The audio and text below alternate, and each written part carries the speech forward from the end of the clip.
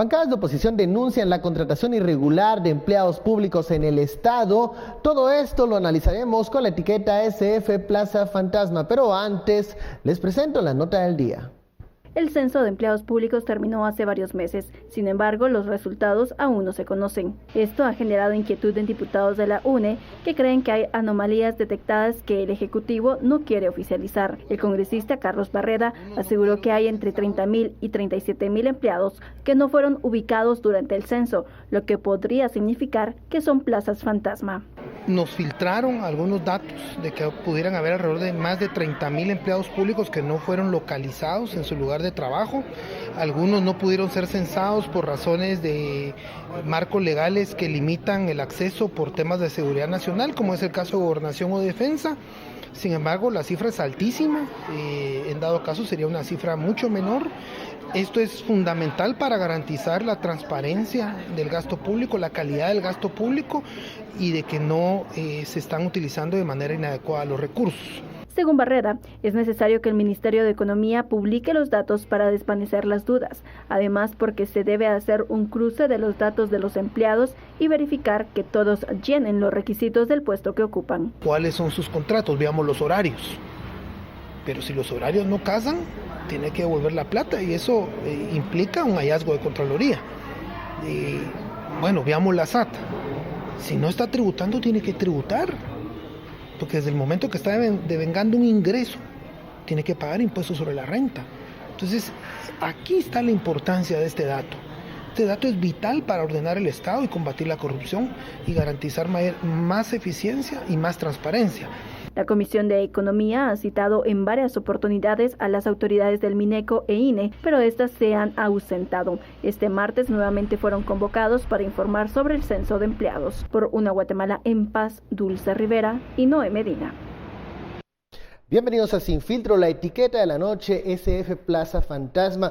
Un secreto a voces, dicen algunos, de lo que pasa en el Estado, la contratación irregular de empleados públicos. Esta vez es la bancada de oposición, la UNE, la que señala un número elevado de plazas fantasma que nunca llegan a los lugares de trabajo. ¿Qué está sucediendo y qué pasa con el censo de empleados públicos que prometía el Ministerio de Economía? Para profundizar en ese tema, tenemos con nosotros en el estudio, por este lado, José Carlos Sanabria, politólogo y analista político. ¿Qué tal? Muy buenas noches, Ben. Muy buenas noches, Edgar. Un gusto estar acá con todos los televidentes. Y por este otro lado, Edgar Ortiz, abogado. ¿Qué tal, Edgar? ¿Cómo estás? ¿Qué tal, Ben y José Carlos? Un gusto acompañarlos.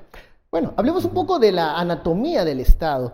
Pareciera una broma de mal gusto decir que no se sabe cuántos empleados públicos tiene el aparato estatal, pero es una realidad. En su momento, el presidente Jimmy Morales prometió este censo de empleados públicos, saber cuántos y dónde y qué hacen.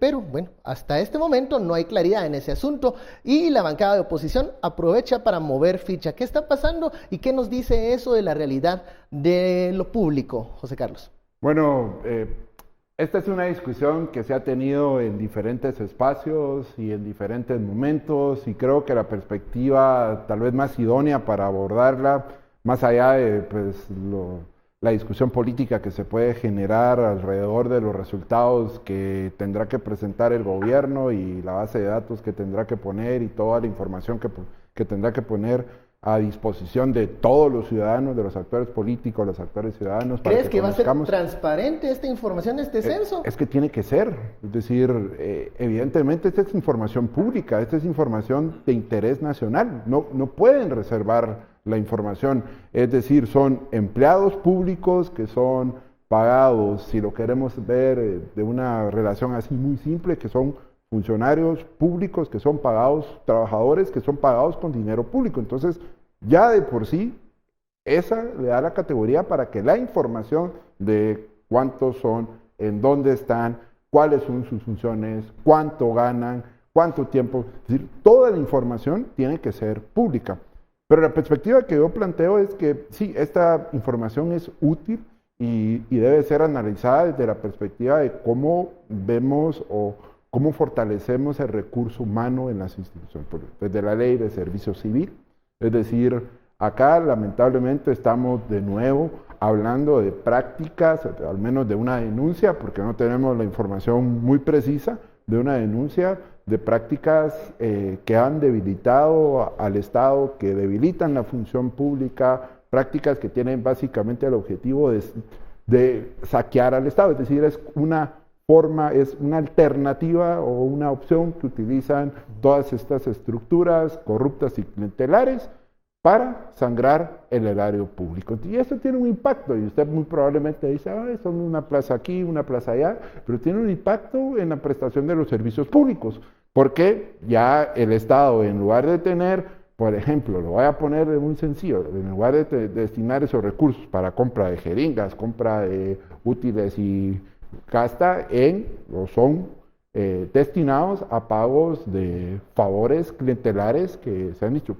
En muchas ocasiones es la mal llamada o la llamada plaza fantasma, pero también hay otras prácticas como las de que se alcanzan con algunos trabajadores que dicen, bueno, mire, su sueldo va a ser de 12,000 quetzales, pero usted tendrá que dar una comisión de 4,000, entonces usted recibe 8,000 y pasa 4,000 a la persona que le consiguió la plaza. Entonces, ese tipo de situaciones son más difíciles de identificar. Ya hubo algunas investigaciones que presentó CICIG y MP hace algunos años, pero recordemos, toda esa información, es decir, ahora cuando el gobierno presente los datos, evidentemente el gobierno va a presentar datos que los va a tratar de presentar de la mejor manera para no tratarse de verse tan mal, pero aquí el papel es de los otros actores políticos, sociales, investigadores, para pedir la información y analizar esa información. Pero creo que ya solo tener el censo es un elemento importante y ahora pues tocará cuando lo presenten analizar qué presentan y analizar principalmente las bases de datos y poder identificar todas esas malas prácticas. Porque en Río Revuelto, ganancia de pescadores, dirían algunos. Hoy en la denuncia pública del partido de oposición de la UNE hablaban de una cantidad de 30,000 plazas fantasma. También habría que preguntarle a la UNE qué pasó en su momento y en su gobierno, ¿no? Porque este desorden no es de esta administración, esto es un desorden que ya viene de hace varias décadas. ¿Qué nos dice el tema de las plazas fantasma, la contratación irregular y sobre todo no saber cuántos empleados tiene el Estado y qué tan efectivo puede ser el Estado en sus procesos diarios? Bueno, yo empiezo por ahí, de no saber cuántos empleados tenemos. Yo creo que ahí está el principal problema. Y para que veamos a qué ritmo trabajan las cosas en el sector público, recordemos que, como tú lo decías en la exposición inicial, en 2016 esta fue una de las promesas de Jimmy Morales, ¿no? El censo de los trabajadores, estamos hablando de 2016. 2017 empezaron dio inicio el censo y estamos en 2019 esperando los resultados. O sea, más o menos 3 años para saber cómo estamos y a ver la validez de información cuando se publique. Y luego que tomen una acción van a ser otros 4 años seguramente si no cambian las cosas. O sea, eso yo creo que también hay que señalarlo. El otro problema, yo creo que lo señalaba por ahí en su intervención José Carlos, ¿no? Tenemos un problema grande en torno al famoso servicio civil, que digamos para la gente de casa esto suena como algo muy técnico, ¿verdad? Pero digamos nada más imagínense ustedes que digamos la contratación en el Estado no se rige bajo los mismos principios que en lo privado, digamos en el Estado. Hay una diferencia, digamos, hay una diferencia en la forma de contratación, en la forma de buscar valores, de buscar recurso humano. Hay diferencias, pero hay tal vez algunas similitudes que les pueden ayudar a entender en casa, digamos, cuáles son los problemas. El primer, digamos, punto es destacar que teóricamente, sobre el papel, ¿verdad?, en nuestra ley de servicio civil, el mecanismo más importante para entrar al servicio público es la famosa oposición. Es decir, supuestamente lo deseable es que haya un concurso para cada plaza y que entonces se presenten a la plaza varias personas y el más apto pues es el elegido para ocupar ese cargo en el Estado. Digamos un poco para fomentar la meritocracia. Ahora, ¿qué pasa dentro del Estado y cuál es, yo creo, el gran problema en este censo que nos vamos a encontrar? Que así como también pasa en el ámbito privado, ¿no? Y aquí hay una similitud, tal vez para que cada se entienda. Así como en lo privado hay aquello de, mire, yo no trabajo para usted, sino que yo le facturo, por ejemplo, ¿no? Que es una forma, digamos, de trabajar para alguien, pero no en una relación laboral.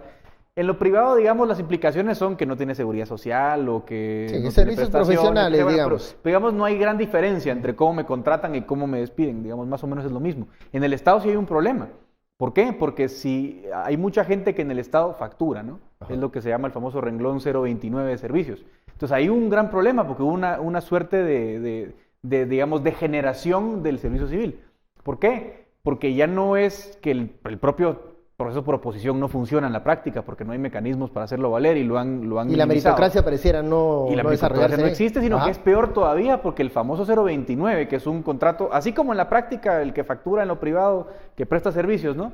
Lo mismo se da en el Estado, entonces ahí no hay ningún mecanismo de control para contratar. Yo puedo contratar a dedo, puedo decir, ven, te quiero contratar a ti para el Ministerio de Cultura y Deportes a hacer una evaluación del trompo, no hay ningún filtro, te contrato a dedo, facturas, se da lo que decía José Carlos, de que me das una comisión, etcétera, no hay ningún control, pero hay un problema extra para el presupuesto también, que el día que te cancelen tu contrato, tú puedes ir a demandar al Estado porque, digamos, Ese hay es una otro relación tema. laboral. Ajá. Entonces tenemos un problema de que no solo la gente la contratan a dedo, esa gente que contratan a dedo luego se queda en el Estado porque resulta que digamos, al momento de que les cesa su contrato, un abogado les dice demanden al Estado, el Estado pierde el 90% de esas demandas, esa gente no es capaz, no es competente porque no fue seleccionada. Porque no hubo un pues. proceso de oposición. Claro, entonces yo creo que todo eso es lo que vamos a empezar a ver en el censo, no solo el dato de los 37,000. Y Edgar, ¿qué pasa con aquel empleado público que quiere hacer carrera, que es técnico, que quiere subir en los puestos ministeriales y secretarías, cuando ve esta forma de contratación que pareciera ser un botín e intercambio entre un funcionario y tal vez quienes lo apoyan? Bueno, lo que hay es una desmoralización bien grande en el servicio civil. Lo vemos bien marcado en general, ¿no? La gente que de verdad tiene la intención de hacer una carrera tiene muy pocos incentivos. A lo mejor, y no digo que no haya buenos, no se me malinterpreten, no estoy diciendo que en el Estado no haya gente muy competente, de hecho hay mucha gente muy competente. El problema es que hay mucha más gente que probablemente no está contratada bajo esos criterios y entonces hay un poco de malestar y desigualdad entre aquellos funcionarios que sí, que hacen su trabajo, que se han preparado, que se han formado, que a lo mejor tienen, digamos, muchos años en algún puesto, digamos, administrativo dentro del propio Estado, pero que ven constantemente, y esto es muy divertido. Además, ustedes cuando ven la escala salarial, hay veces en las cuales una persona que está en un rango menor gana más que la persona que, digamos, ha hecho una carrera. Entonces alguien gana 8,000 quetzales en un puesto de carrera y resulta que su súbdito gana 12,000 quetzales. Uno dice, pero eso no se puede ver en ningún Entonces otro del el mundo. 029 gana más, ¿no? Sí. Entonces, ¿qué está sucediendo con toda esta forma de contratación? Lo hablábamos y esto me recuerda a una dinámica que existía en el Congreso, bueno, no sé si todavía se da, posiblemente, en el Congreso de la República, la dinámica esta de las recomendaciones, que incluso en alguna citación, la exministra de Salud, creo que era Lucrecia Hernández, denunció esto también públicamente, que le llegaban estas recomendaciones que tenía que priorizar para adjudicar plazas dentro de su institución, de su ministerio. Esto creo que aún se está dando porque no hay un orden, no hay una norma que regule toda esta forma de contratar personal. Sí, estas son prácticas que aún prevalecen, prácticas bastante clientelares de ofrecimientos que se dan en función de acuerdos políticos e incluso de presiones políticas que algunos de no llevarnos actores, al pleno de interpelación también a veces, por supuesto, ¿no? Ahí, por ejemplo, buscan desde nombrar delegados departamentales de las instituciones y otros cargos a nivel departamental. Sí es importante indicar, porque es un aspecto que este censo va a ser únicamente de los trabajadores del Ejecutivo y de algunas instituciones autónomas que se subieron. Estamos obviando no estamos otros hablando organismos. de todo, por ejemplo, las municipalidades, no está el Congreso, no está el organismo judicial, es decir, aquí no estamos hablando de todos los empleados públicos del país. Interesante sería hacer el ejercicio para todas las instituciones públicas, incluidas las municipalidades, y muy probablemente nos vamos a encontrar muchísimas sorpresas porque son recurrentes estas prácticas clientelares. Y lo otro, yo también quiero enfatizar lo que decía muy bien Edgar, en el hecho de que acá no es que estemos diciendo que todos los funcionarios públicos no reúnen las capacidades, no son, porque yo conozco muchísimos funcionarios públicos que tienen vocación, que tienen servicio, que tienen entrega, que tienen compromiso y que trabajan por los objetivos institucionales. Al contrario, creo que este debería ser un momento, si lo veo desde la perspectiva de país, también un momento para analizar y ver qué está pasando quitar todas estas prácticas clientelares y recuperar el servicio público como un servicio, es decir, cuando las personas digan, porque yo he visto personas que trabajan en los diferentes ministerios que utilizan uniformes y lo primero que hacen a las 4:30 o 5 minutos antes de salir es quitarse el uniforme y ponerse una camisa, ¿no? ¿Por qué? Porque no quiero que vean que yo soy funcionario público, es decir, hay un desprestigio al servicio público que tenemos que recuperarlo. El ejercicio público debe ser un ejercicio valorizado, que brinde honor, y esto pasa principalmente por tener una ley de servicio civil que nos permita valorizar y dignificar el servicio público, porque este tipo de prácticas, como indicaba Edgar, cuando los actores internamente entran en la carrera administrativa y ven que no tienen buenos salarios, que no tienen incentivos, que no tienen beneficios y que al contrario llega alguien por los 4 años de gobierno y gana el doble oposición, y no tiene las responsabilidades y está además protegido por el actor político que lo puso, eso termina pues vulnerando y dañando significativamente la dignidad del servidor público. Y tenemos que resignificar y recuperar el valor del servicio público como un aporte a la sociedad. Resignificar el ejercicio del valor del empleado público puede ser un camino si se discute una ley de servicio civil. Vamos a la pausa y regresamos con más de este tema.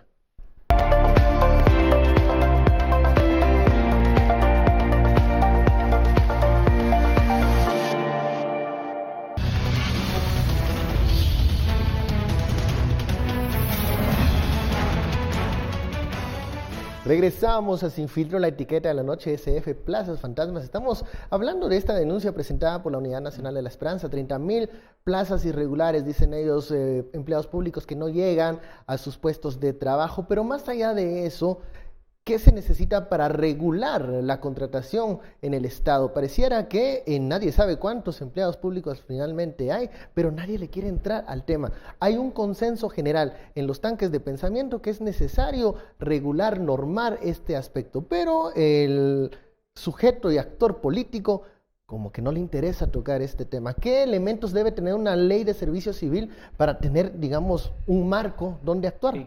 A ver, el principio es bien básico, digamos, el principio general es yo quiero que los mejores estén en el servicio público y quiero que los que lo hagan mejor tengan una carrera en ascenso y los que lo hagan peor pues salgan, ¿no? Porque, digamos, siempre ¿Y hay quieres una que tensión. también los salarios sean competitivos al sector privado? Porque si no, no vas a tener también incentivos para que sean empleados públicos. Por poner un ejemplo, en los Estados Unidos, una práctica muy común, y es que Estados Unidos no es un buen ejemplo, ahí José Carlos es seguramente ha estudiado más el tema que yo y lo podrá comentar más adelante. No es que Estados Unidos sea un referente en servicio civil porque tienen su modelo muy raro, pero incluso los Estados Unidos, digamos, no siendo aquí el ejemplo a seguir en este caso, como cosa rara porque los americanos son buenos en otras cosas, digamos, incluso ellos lo que hacen muy a menudo es estudios de mercado para ver si el salario del empleado está muy arriba del mercado, muy abajo del mercado, y si ellos ven, por ejemplo, que, no sé, un juez gana menos de lo que la media es en la calle, pues ajustan el salario. Es decir, incluso hay como prácticas muy recurrentes en otros países para buscar dignificar el servicio público. Pero aquí yo creo que tu pregunta de fondo es más importante, la primera. Bueno, hay un consenso aquí, podemos ir discutiendo con todo el curso del programa cuáles son las mejores prácticas en servicio civil, pero aquí el gran problema es uno solo. Y es que no va a haber nunca voluntad política de hacer esta reforma porque hay demasiados actores interesados en que las cosas no cambien. Primero los políticos. O sea, los políticos no quieren que se instaure un sistema meritocrático porque automáticamente se acaba el botín. Lo que decíamos, ¿no? ¿Cómo funciona hoy día el servicio civil? Pues es muy sencillo. La gente que está en el poder político sabe que hay una N cantidad de plazas para darle a la gente que me hizo campaña, al sobrino del que me hizo campaña, al amigo, al primo, para cobrarle la mordida de la que hablaba José Carlos, ¿no? Mitad el salario, etcétera, esas prácticas, ¿no? Todos los políticos ahí tienen pocos incentivos, los políticos corruptos, ¿no? Digámoslo con nombre y apellido, no todos los políticos. Pero también hay otro incentivo perverso, y es que hay que decir también que lamentablemente no solo tenemos un servicio civil, digamos, ya hecho de menos por estas prácticas que estamos señalando, y por el famoso 029, que como digo yo, ha sido la degeneración más grande que se puede imaginar uno en el servicio civil guatemalteco, porque a dedo, con contrato. Fíjense, les voy a decir nada más un dato al pie de página. Donde tal vez es más trágico el tema del 029 es en salud, porque ustedes tienen médicos que trabajan todo el año, porque además el 029 como es facturado, no tiene vacaciones. Claro. Hay médicos que tienen 5 días de vacaciones al año, que ganan 7,000 quetzales y que, bueno, salvan vidas, hacen milagros y los pobres, la verdad que los tienen muy mal tratados. Pero vamos al punto central. También hay otro foco bien delicado de poder y son los sindicatos públicos. O sea, el problema es que no solo ya está muy venido a menos el servicio público, es que encima el poco, digamos, el pequeño espacio de servicio público tiene unos pequeños tumores, le diría yo, que se llaman sindicatos. No todos los sindicatos públicos, naturalmente, como en todo, pero una buena cantidad de ellos ya también viven en un sistema bien perverso. Entonces el sindicato de educación, por poner un ejemplo, que es el más conocido, pues también tiene una serie de incentivos perversos que y cuando lo quiere vuelven un actor. remover empleados, luego te emplazan y ya entras a un laberinto jurídico en donde pierde muchas veces el Estado. Claro, entonces básicamente, y con esta idea cierro para seguir la conversación, también otro actor, digamos, tenemos por un lado los políticos corruptos, pero por otro lado también sindicatos que no quieren que las cosas cambien, porque claro, si metemos meritocracia, la labor que hoy día tienen los sindicatos corruptos se acaba. Entonces, en salud y en educación, que hay sindicatos corruptos muy fuertes, por poner algunos, porque en otros ministerios también los hay, se les acaba la fiesta. Y el problema aquí es que los sindicatos corruptos, insisto, no todos, porque no todos los sindicatos públicos son corruptos, pero los que sí lo son muy poderosos y tienen una gran capacidad de movilización. Entonces también aquí es donde se hacen amigos. Por eso ustedes ven a Jimmy Morales dándose la mano con Joviel Acevedo todo el tiempo, porque aquí también hay una relación mutua perversa de conveniencia. Es decir, si tengo un problema, Joviel me ofrece sacarme a 100,000 maestros a la calle, yo a cambio le autorizo su pacto colectivo, entonces él bloquea la reforma del servicio civil, entonces todos en la cama haciendo negocios sucios. Y yo creo que ahí está el principal reto. En lo técnico yo creo que aquí José Carlos y yo somos de ideologías medio diferentes, pero nos vamos a poner de acuerdo bien sencillo. Pero yo creo que donde no va a haber una entrada fácil es precisamente en la arena política. Bueno, ¿está entonces esta ley de servicio civil o la discusión, el debate, el análisis en aquel grupo de leyes que todo mundo apoya, pero que el actor político no quiere tomar en cuenta? Puedo mencionar otras, la ley de compras y contrataciones, la ley electoral, la misma constitución, la reforma constitucional. ¿Qué pasa con esto y por qué no hay un actor político que pueda tener un pulso de reforma y de búsqueda de cambios o de aprobar estas normas que hacen falta? Bueno, yo creo que sí hay actores políticos que han puesto sobre la mesa esta agenda. Lo que sucede es que no han logrado consolidar la suficiente fuerza política y los acuerdos y los consensos para hacer avanzar esa Digamos que les falta agenda. ñeque un poquito, tal vez para el pulso. Un poco ñeque, por un lado, y por otro, que están en un contexto bastante desventajoso, porque principalmente la mayoría, es decir, para tomar una decisión se necesita al final la mayoría, estamos hablando en el Congreso, es decir, la mayoría pues no va a estar interesado en reformar estas áreas, porque básicamente lo que estamos hablando es quitar cuotas de poder, es de transformar ese ejercicio del poder que en este momento está descansando lamentablemente en prácticas muy clientelares, es decir, donde hay muchos beneficios. Y hoy estamos acá sentados conversando sobre las plazas fantasmas, pero también podríamos conversar largo y tendido sobre el efecto que tiene lo que decía Edgar. No solo el papel que juegan algunos sindicatos, porque sí, efectivamente no son todos, sino el impacto que tienen los pactos colectivos. Es decir, hay pactos colectivos que prácticamente indican y aseguran que el puesto se hereda. Es decir, estamos prácticamente... Hay dinastías, hay dinastías en el sector público, sí, entonces también exacto, hay desde dinastías, estamos incorporando una categoría medieval a un Estado moderno, democrático, es decir, ahí hay completamente... son elementos anacrónicos, pero realmente más que anacrónicos responden a prácticas clientelares, es decir, se venden, se heredan. Eso no nos va a permitir construir un servicio civil meritocrático y un servicio civil que sea eficiente, que sea transparente, que sea eficaz. ¿Y por qué al menos estos tres aspectos son importantes? Usted que nos está viendo en este momento en su casa, son importantes porque están íntimamente relacionados con la capacidad que tiene el Estado para brindar los servicios. Estamos hablando de salud, estamos hablando de educación, estamos hablando de todos los servicios públicos. Por eso es importante, por eso le tiene que importar a usted. No solo nos tiene que importar a los que decimos que estamos en los tanques de pensamiento y nos dedicamos a analizar estas cosas. Nos tiene que importar a todos. Entonces, este es un aspecto central y yo creo que en este sentido hay fuerzas políticas que sí están hablando sobre estos aspectos y lo que hay que hacer es construir políticamente más legitimidad, más respaldo para que este tipo de prácticas se erradiquen en el Estado, porque debilitan por completo, es decir, cualquier ministro, cualquier funcionario público, incluso bien intencionado que llegue, se sienta en el cargo y se va a topar con un late de cartas de recomendación. Sí, que mandan desde los diputados, que mandan aquí, que mandan allá. Y esas son barreras que afectan el desempeño. Ok, vamos a la pausa y regresamos con más de este tema. ¿Qué está pasando también en el Estado que se está pareciendo a una fábrica de puestos de trabajo? Muchos dicen, bueno, el Estado no genera empleo, pero crea plazas. De eso hablaremos al volver.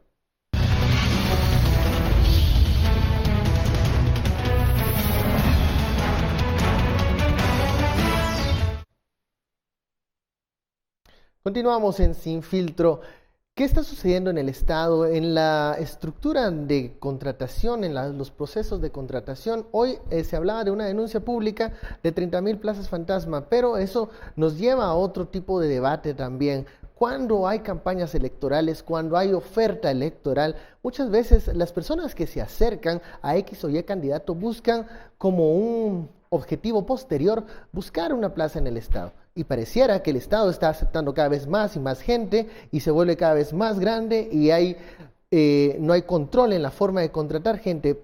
Una máquina de crear plazas se ha convertido en el Estado y ¿eso qué implicación tiene? Bueno, tiene muchas implicaciones. Digamos, la primera que le habíamos comentado antes es también el deterioro del servicio público como tal, que digamos que no es que sea un concepto abstracto. De la medida que se deteriora la calidad del recurso humano en el Estado, se deterioran los servicios, ¿no? Si vamos a hacer una cosa tan sencilla como, no sé, registrar una medicina. O sea, si el tipo que está en el despacho no es alguien que conozca los medicamentos, etcétera, pues va a ser un desastre, como efectivamente es en la práctica. O si el maestro, que es peor todavía, no está capacitado, sino que entró por enchufe. Entonces el maestro le da una clase, digamos, de muy mala calidad a los niños. Lo mismo puedo decir en salud y así se replica esto en muchos aspectos.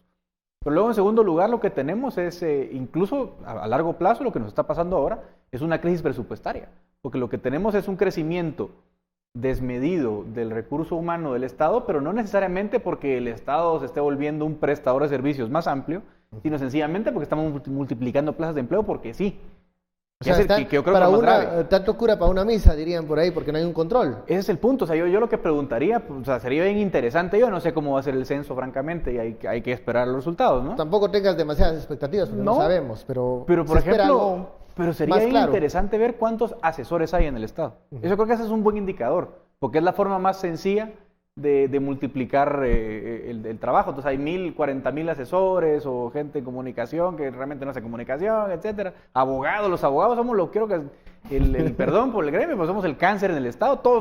Para todo hay un abogado. No siempre justificadamente, por supuesto que los abogados somos importantes en algunos temas, pero hay abogados a 1,000. Yo creo que el Estado es el que está absorbiendo, porque además los abogados nos multiplicamos geométricamente. Ajá. O sea, es una cosa increíble. Entonces, lo que te decía, ¿no? Baja la calidad de los servicios, multiplicamos el gasto, digamos, porque sí, luego no sabemos qué estamos contratando. Y claro, cuando uno dice en la lectura macro, claro, el Estado de Guatemala no invierte lo suficiente. Claro, no invierte lo suficiente y lo poco que invierte está despilfarrado en quién sabe qué. Para el funcionamiento, digamos, que ahí en esa sombría está todo eso. Y lo último que agrego, lo que dijo José Carlos antes, este es el censo del Ejecutivo. Pero, o sea, entidades centrales, que es otro vicio, ¿no? Soy entidad autónoma, no me aplica. Soy Poder Judicial, tengo mi propia ley. Soy municipal, tengo mi propia ley. O sea, aquí hay una ley para cada uno, porque nadie quiere estar bajo el mismo paraguas. Ninguna de las leyes funciona en la práctica como lo decíamos, en una lógica meritocrática. Entonces aquí hay que hacer una cirugía mayor al paciente, pues. porque si no, no van a estar para lo que se necesita o para lo que se ideó originalmente. Conclusiones para este tema, José Carlos. Yo veo la denuncia de UNE como también, bueno, es un actor político. Por supuesto. Y lo está sacando en este momento, tendrá sus intenciones. Y lo mencionaba al inicio del programa. Bueno, ¿qué pasó en los 4 años de la UNE? ¿Por qué no pusieron orden en ese aspecto? Ahora se están quejando. Pero más allá de eso, el tema de la contratación del empleado público, la dignificación que hablabas del empleado público, ¿es algo que se ve lejano? Lamentablemente se ve bastante lejano, pero yo creo que no hay que perder la esperanza. Es decir, lo último que podemos hacer como país es perder la esperanza y aprovechar este momento político de cambio, este momento político que tenemos en el cual van a asumir nuevas autoridades en las municipalidades, en el organismo ejecutivo, en el organismo legislativo, y aquí hay un factor que regularmente se habla, ya parece muy cajonero, muy repetitivo, y hasta en algunos casos deja de tener sentido, es cuando se habla de la voluntad política. Pero yo creo que aquí sí hay un desafío. Evidentemente tenemos un desafío en el plano de la legislación, en el plano de las reformas institucionales, y ese sí es un desafío, llamémosle de mediano plazo, que involucra a muchísimos actores. Pero sería interesantísimo que un actor, por ejemplo, imaginémonos una municipalidad, un alcalde, llegue, asume e implemente una política de servicio civil meritocrático. Nada se lo impide. Evidentemente... Pero si hay sindicato ahí en la municipalidad... Claro, pero de alguna manera que se lo juegue como actor político, con elementos jurídicos, por supuesto. Siempre necesitamos a los abogados, y yo también comparto que... yo comparto que en algunos casos esa proliferación sí ha generado varios problemas. Y me gusta escuchar a un profesional de las ciencias jurídicas aceptarlo.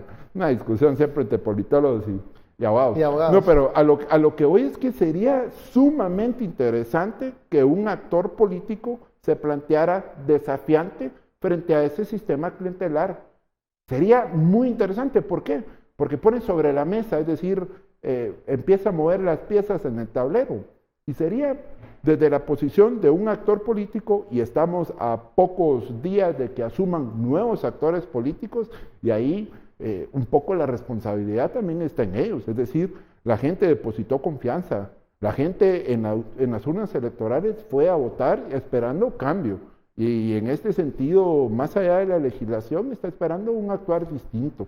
Entonces, yo sí considero, para mí sería interesantísimo que actores políticos, dentro de sus competencias, empiecen a actuar. Eso creería yo que empezaría a cambiar un poco el marco de legitimidad, el marco de respaldo y el marco de acciones que se tienen en esto. Lo más lamentable sería que todos se ajusten, se acomoden y repliquen las prácticas que ya tenemos. Entonces, el desafío está, si nos están escuchando en este momento los alcaldes que van a asumir o que están reelectos, los diputados que van a asumir, los funcionarios y el presidente, incluso el presidente que va a asumir en el Ejecutivo, este es el reto. El país necesita que en este momento actores políticos asuman el compromiso histórico y que promuevan el cambio que se necesita.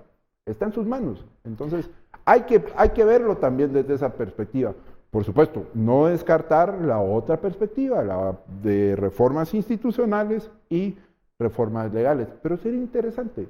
Pondría la discusión política de este tema, yo digo, en un plano distinto al que estamos. Yo creo que siempre es bueno hablar y recordar momentos en donde ocurrieron movimientos políticos interesantes, pero que fueron acompañados por otros actos que tal vez movieron el balance de las fuerzas políticas. Yo me recuerdo que en 2016, cuando entra Mario Taracena, comienza a hacer un pulso político con los sindicatos del organismo legislativo. Sus intenciones políticas las tenía, pero hizo ruido, mostró los listados de cuánto ganaban los empleados del organismo legislativo.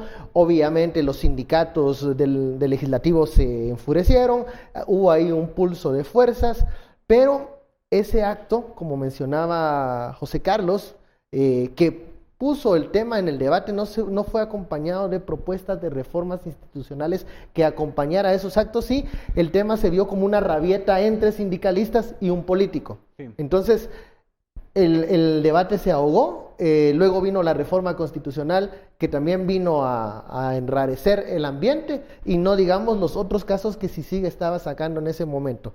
En una época post-CICIG en la que ya estamos, en donde, y ya no sé, esperamos que los casos de Plaza Fantasmas continúen, ya algunos ya están avanzados. ¿Qué va a pasar con este debate de la ley de servicio civil, de las plazas fantasmas? ¿Habrá estos actores políticos que menciona José Carlos que se van a animar a hacer algo diferente con el riesgo de perder el pulso y salir debilitados? No, yo creo que ni siquiera se lo van a plantear. Yo creo que, es decir, ni siquiera está en el horizonte una reforma. O sea, está en el horizonte de nosotros tanques de pensamiento y los programas de televisión, en las aulas, ¿no? Universitarias, ahí está el y en problema. otros lugares donde se arregla el país también, así, y claro, y más, bares, de formas más amenas. Claro, con otras bebidas, ahí como una suerte de consenso, ¿no? Yo creo que, yo soy tan pesimista y aún así con el Congreso que viene, creo que ni siquiera va a ser discusión.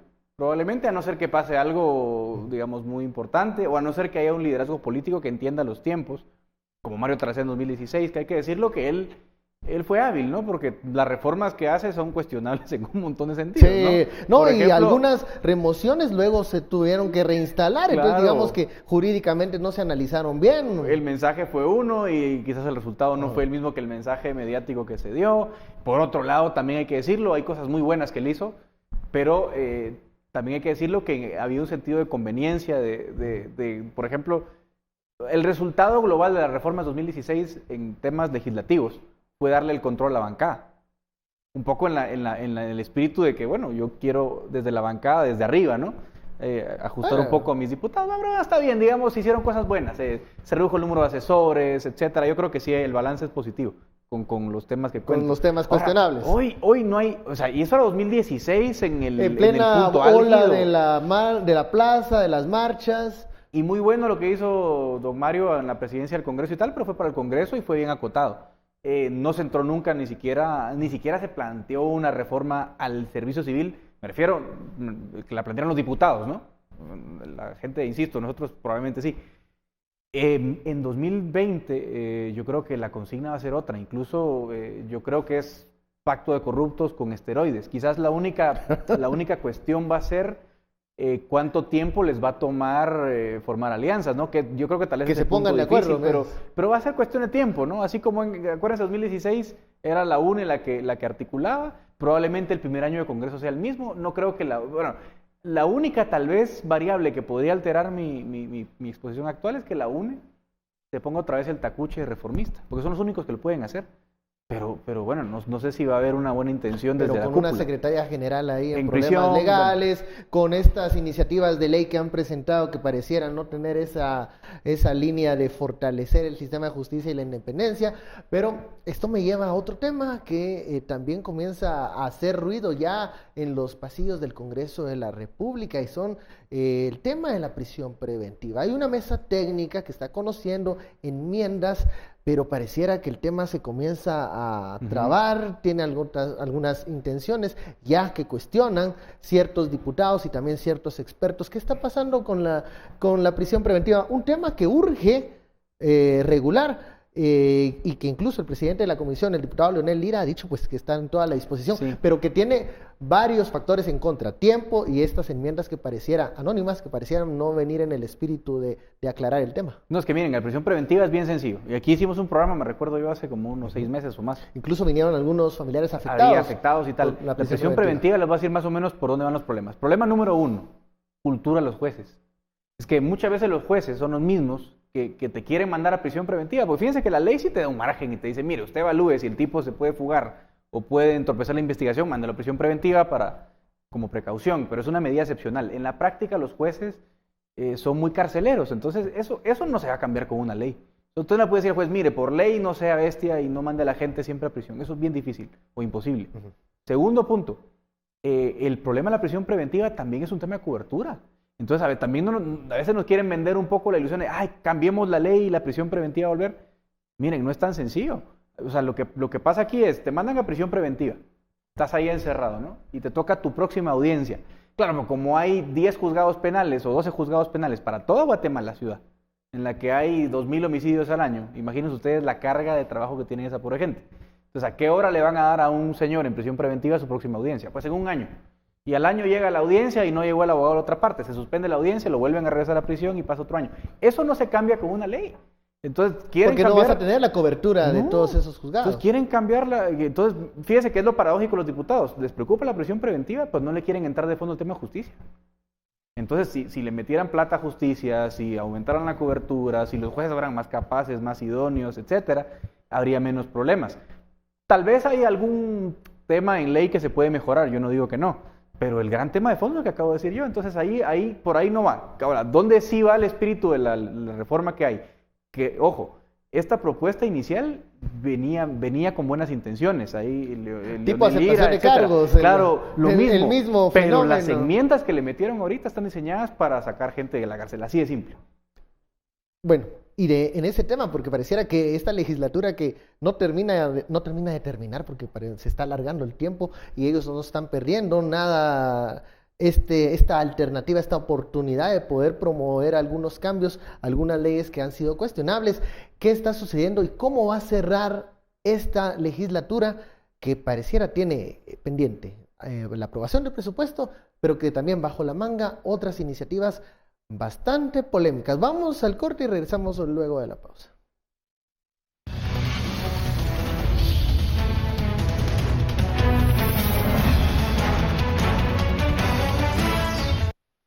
La Junta Directiva del Congreso y algunos jefes de bloque tenían la intención de conocer esta semana, en tercera lectura y redacción final, las reformas al Código Penal que modificaría la prisión preventiva. Sin embargo, se acordó que esperarán a que la mesa técnica, presidida por Leonel Lira, termine de analizar las enmiendas.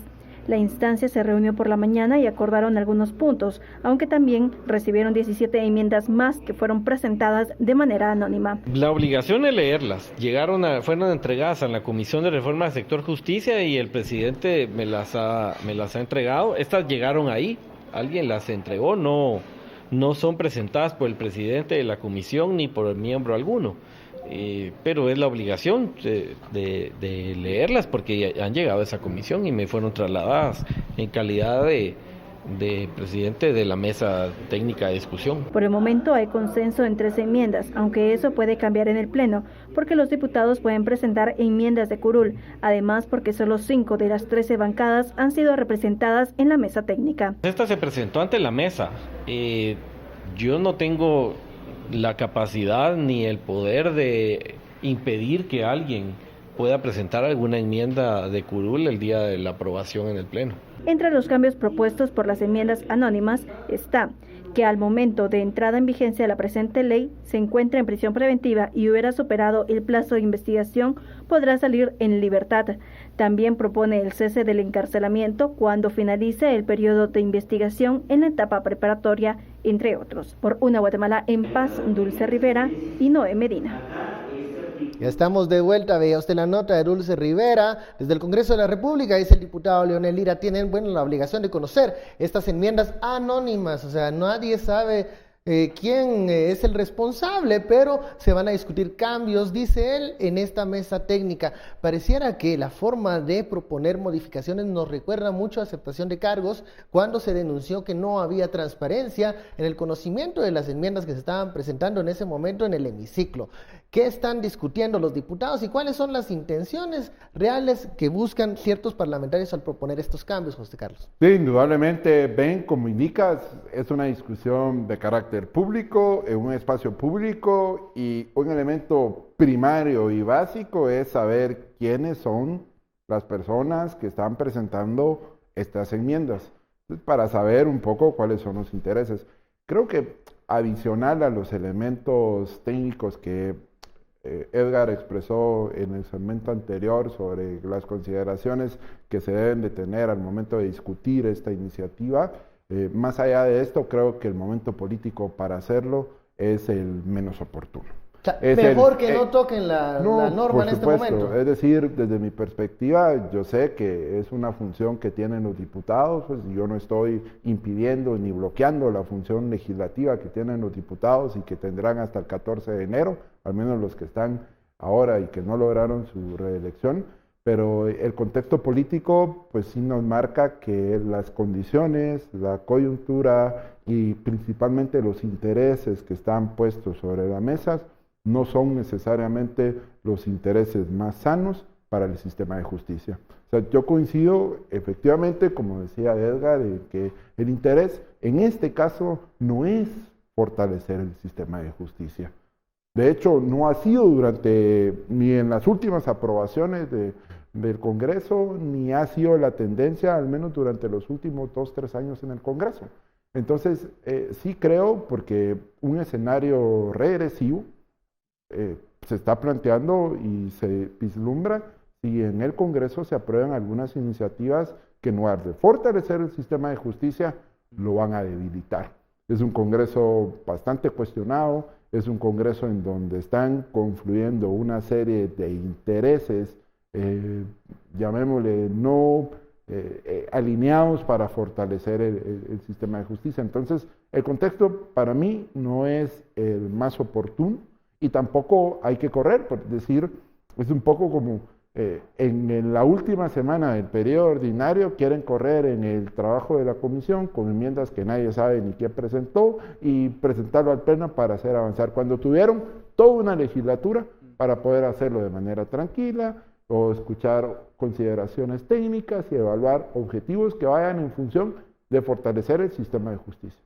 Y eso no lo veo en este momento. Están concentrando en un tiempo muy corto la, llamemos, discusión entre comillas técnica y por otro lado, pues con una confluencia de objetivos que lo que buscan es debilitar. Aumentando la apuesta en este corto tiempo, en esta última ventana de oportunidad que tienen los diputados de una legislatura saliente que, recordemos, muchos de ellos tienen procesos legales pendientes. Hablaba algo la nota, decía el tema de la prisión preventiva cuando se vence el plazo, pero esto me recuerda a lo que mencionabas, la cobertura. Muchas veces los plazos no se cumplen porque no hay simplemente salas, no hay espacios para las audiencias. ¿Estaríamos abriéndole la puerta ahí a algunos conocidos? A muchos conocidos. Okay. Es que está bien claro. Es que miren, se levanta la talanquera de Mariscal Zavala para algunos, tal vez. Sí, aquí no hay que leer la iniciativa en clave de, bueno, blanco y negro, la hojita y lo que dice. Hay que leerlo en clave del momento político que estamos viviendo. Retrocedamos al 12 de noviembre. El 12 de noviembre pasado se aprueba la ley de aceptación de cargos.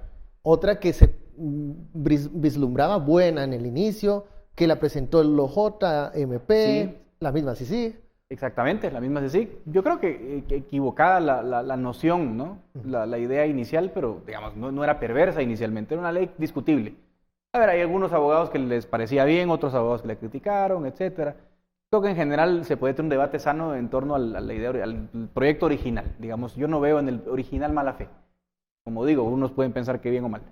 Pero fíjense ustedes, lo que pasó con la ley de aceptación de cargos es la típica, digamos, la típica encarnación de aquel dicho que tenemos, ¿no? De que al Congreso entra un caballo y sale un camello. Aquí entra un caballo y sale un puerquito. O sea, es una cosa, o sea, ya es tanta la degeneración que sale otra cosa que es irreconocible. Para ponerles un ejemplo, con esa ley de aceptación de cargos, inicialmente era bueno, la gente que acepta la culpa, pues se le va a rebajar la pena de prisión. Acabó siendo una ley que, cuando ustedes la analizan en el contexto, sin entrar a temas técnicos, es tan absurda que si yo ahorita me robo tu iPad y te pego, eso es un robo agravado. Según esta ley que pasaron ellos, yo no puedo, digamos, acogerme al beneficio de aceptación de cargos. Pero si yo soy un político que se robó 100 millones de quetzales y que lavó dinero, sí puedo. Entonces, ahí está donde uno ve la mala fe. Aquí, para que hagan la analogía, porque esto es una continuidad del mismo esfuerzo. Entonces uno dice, bueno, esa ley que pasaron solo sirve para delitos o de lavado de dinero o de corrupción, que vamos a ver, van de la mano, porque usualmente si me robo plata del Estado tengo que lavarla, ¿no? Entonces era una ley con dedicatoria y ahorita es exactamente lo mismo. Que sí, que hay gente en prisión preventiva injustamente, sí, muchísima. Y que hay que abordar el tema, aquí lo hemos hablado. Y aquí un montón, y hace 20 años, pero miren, el paquete como lo están armando es para que Mariscal Zavala se vacíe, así de simple. y no obedece una lógica racional. Perdón, o sea, pero es mentira. Es que no hay que decir las cosas como son. Y no se va a resolver el tema No es original cierto, del problema de la, no se va a resolver de la porque prisión preventiva. a un tipo que lo agarren, un tipo con mal abogado, mal emplasticado, que lo detengan por un delito y que tenga cara así de madero, porque así funciona la justicia en Guatemala, hay que decirlo. A ese tipo lo van a meter a prisión preventiva injustamente 1 año y medio. Y al político que está en Mariscal Zavala se lo van a sacar en 6 meses. Así va a funcionar la ley. Entonces, eso es lo que uno dice, miren, sean honestos. Esto es pensando en el 14 de enero. 106 no se eligen. Hay 23 con antejuicio. Bueno. Última pregunta, yo sé que me van a decir, obvio, ven, esto así viene, pero quiero preguntárselos. ¿Ven una coordinación de esfuerzos? Pareciera que este Congreso nunca se pone de acuerdo en nada, pero ¿ven alguna coordinación de esfuerzos para empujar esta agenda de impunidad antes del 14 de enero, antes de que muchos pierdan la inmunidad? Obvio, ven, porque el tiempo se les está acabando. Pero quería confirmarlo, porque pareciera que este Congreso nunca se pone de acuerdo en nada, pero ahí hay algún esfuerzo que sí está siendo efectivo. Y prácticamente están actuando como kamikazes, es decir, tienen todo por ganar y nada por perder. Entonces van a utilizar el tiempo que tienen disponible, los recursos políticos que tienen disponibles para tratar de hacer avanzar esa agenda que busca impunidad para algunos casos. Entonces es importante mostrar la alerta porque efectivamente ese tipo de discusiones, lamentablemente cuando estamos en un país donde hay una agenda legislativa rezagado, con temas importantísimos de país en muchas áreas, esos no avanzan, pero sí avanzan estos otros que tienen beneficios directos, que tienen nombre y apellido, y en el cual ellos se pueden ver eventualmente incluso beneficiados. Es muy lamentable tener una clase política que le está dando la espalda al país y que está buscando beneficiarse. El asunto de las últimas sesiones, y se los pregunto para cerrar el programa, ¿cómo va a cerrar el Congreso? ¿Con un broche de oro de presupuesto o con este tipo de agenda pro impunidad? ¿O no va a lograr aprobar nada? ¿Cómo ves los movimientos? Bueno, está más difícil, o las dos, o ninguna, o una de las dos. O están negociando una por la otra. Yo creo que la lógica de las dos son separadas. Digamos, la lógica del presupuesto es meramente de repartición. O sea, aquí lo que no hay acuerdo es no han llegado al precio a los diputados que hacen falta para aprobar lo que falta. Y se acaba ya esta semana. Y el sábado es el plazo fatal y digamos que el gobierno entrante tampoco tiene el ímpetu de querer aquella palanca para decir vamos a mover el Congreso para que le aprueben el presupuesto. Digamos, el gobierno oficial aquí, el entrante no cuenta mucho. Ahí va a ser un tema de negociación. Y por el lado de la impunidad, yo creo que están midiendo las aguas. Y si no ven demasiada oposición, pues van a pasar la prisión preventiva. Y quién sabe si de repente alguna que no tengamos el radar salga. Pero creo que la más importante para ellos ahorita es prisión preventiva. Yo creo que hay un 50% de chances que la pasen. Si esta llega a ser una ley, se da luz verde, ¿puede ser objeto de alguna acción legal? Yo habría que verlo, porque habría que ver qué enmienda hacen. Porque muchos hablan de aceptación de cargos, que esa se va a ir a topar con una acción legal ahí con la CC o un tipo de tribunal. Seguro, no, y hay muchos amparos y lo que se nos olvida también es que hay que exigirle al presidente de la República. Eso siempre, fíjense que hay que votar la vía a veces pasa nadie se acuerda que el presidente tiene que vetar, pero hoy día, para mí, con esto cierro, y qué bueno que se me dio la oportunidad de decir este mensaje, pero el presidente de la República tiene en sus manos digamos, la llave de la dignidad. Él tiene que vetar ese decreto. Tiene la obligación moral de vetarlo. ¿Aunque lo beneficia a él? Pues ese es el punto. Bueno, otro obvio, creo que. Sí, por supuesto, queda muy bien. Pues veremos qué hace. Démosle ahí una oportunidad al presidente de la República para ver qué hace con la ley de aceptación de cargos. Y veremos si estaremos pendientes de qué van a hacer los diputados en esta semana, donde el presupuesto es el protagonista. Pero no olvidemos, este tipo de leyes también pueden dar la sorpresa, como sucedió aquel día con la ley y la aprobación de aceptación de cargos y con toda la polémica que luego se generó. Bueno, hemos llegado al final de este espacio de discusión y análisis. Muchísimas gracias, Edgar, José Carlos, por esta conversación interesante. A usted, muchas gracias por su sintonía y preferencia. Esto fue Sin Filtro. Feliz noche.